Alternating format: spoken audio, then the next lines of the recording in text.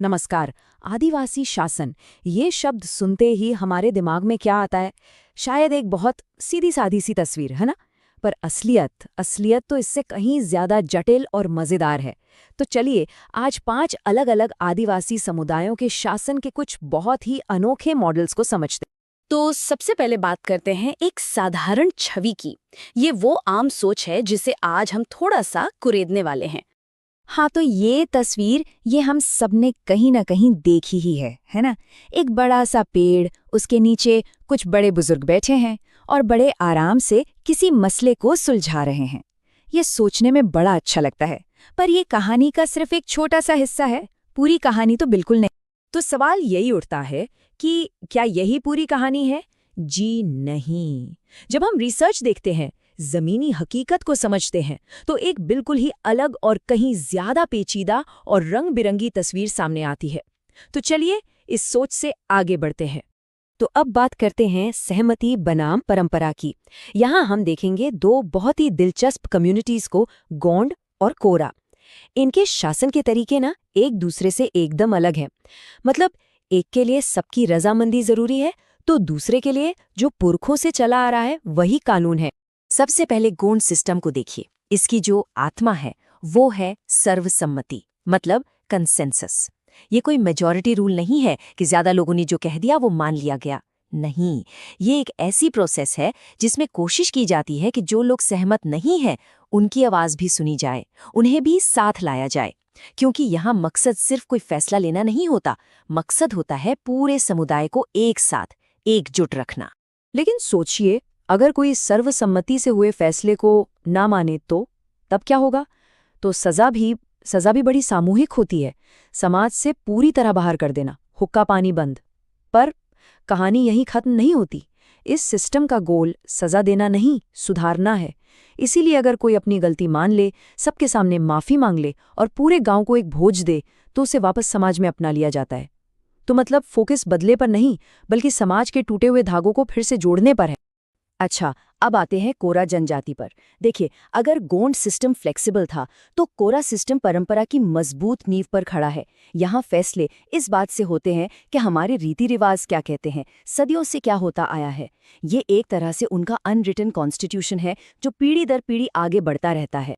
तो दोनों में मोटा मोटा फर्क क्या हुआ? गॉन्ड सिस्टम में आप कह सकते हैं कि हर फैसले के साथ एक नया कानून बनता है जो सिर्फ उसी खास सिचुएशन के लिए होता है। वहीं दूसरी तरफ कोरा सिस्टम में जो पहले से कानून यानी जो रिवाज बने हुए हैं उन्हीं को समझकर लागू किया जाता है। तो एक तरफ है फ्लेक्सिबिलिटी और दूसरी तरफ है स्टेबिलिटी।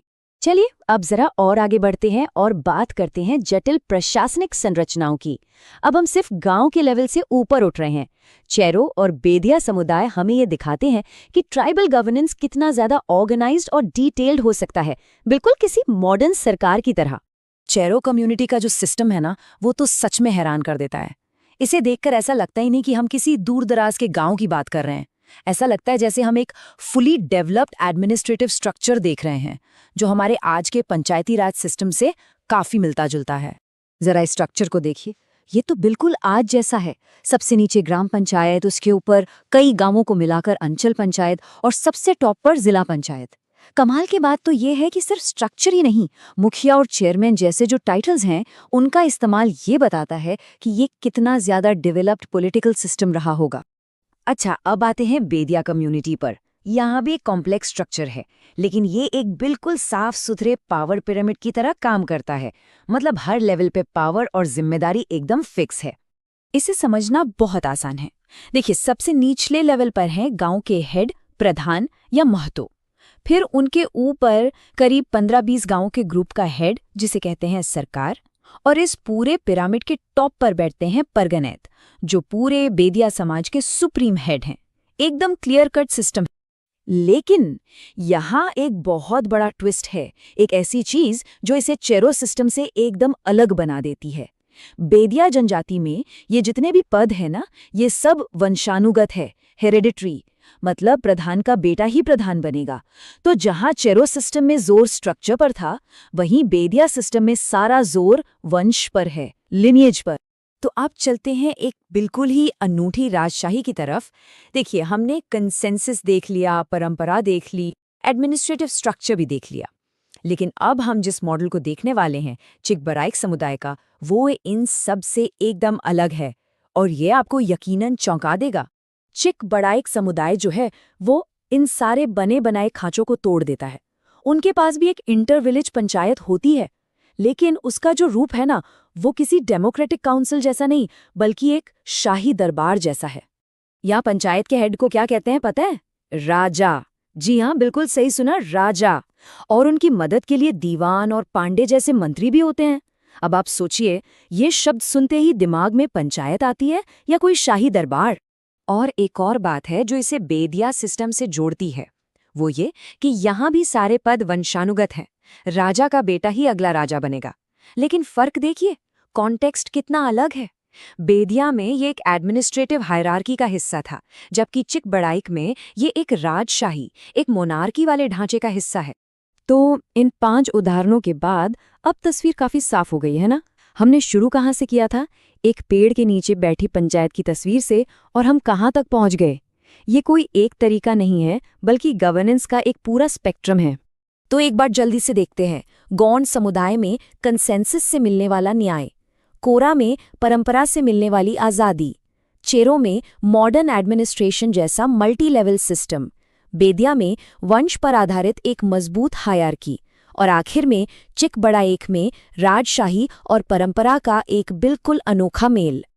और शायद यही इस पूरी बातचीत का सबसे जरूरी टेकअवे है। इन सिस्टम्स को अक्सर पिछड़ा या अविकसित कहकर खारिज कर दिया जाता है, पर सच तो यह है कि ये गवर्नेंस जैसी मुश्किल चुनौती के लिए तैयार किए गए बहुत ही सोफिस्टिकेटेड, कॉम्प्लेक्स और कामयाब सॉल्यूशन थे। ये किसी से कम नहीं थे, बल्कि अपने आप में अपने माहौल के लिए बिल्कुल परफेक्ट थे। और ये सब हमें एक बहुत ही मजेदार सवाल पर लाकर छोड़ देता है। हमने देखा कि कई सिस्टम्स में पद हेरिडिटेरी थे, मतलब पिता से बेटे को मिलते थे। आज के दौर में हम चुनाव और मेरिट को ही सब कुछ मानते हैं। लेकिन जरा सोचिए, क्या वंश पर आधारित इन सिस्टम्स में एक तरह की स्थिरता, एक कंटिन्यूटी थी जिसे आज की चुनावी राजनीति शायद कहीं नजरअंदाज कर देती है? क्या हर 5 साल में चुनाव की अनिश्चितता से बेहतर एक पीढ़ी से दूसरी पीढ़ी तक चलने वाला सिस्टम हो सकता है? ये एक सोचने वाली बात है ना?